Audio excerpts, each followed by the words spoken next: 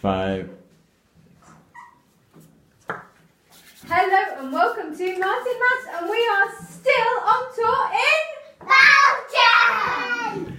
Hello and welcome, and we're making pizzas. So we're going to use this as a recipe, ratio and proportion question. We've got the all the ingredients and recipe for making one large pizza over here. And I'm going to pick a few of those that we're going to then scale up to what we'd have to do if we had to make 3 pizzas. So for instance, we need 1 packet of dry yeast, which is 7 grams for 1 pizza.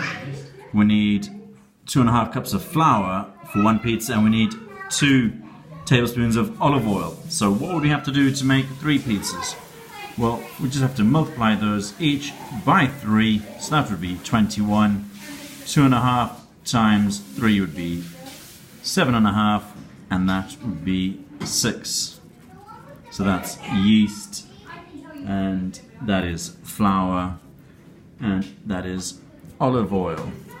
So there we go, that's just a quick example of how you can use ratio and proportion to scale up from a recipe. Thanks for watching. Don't forget to like, subscribe and share.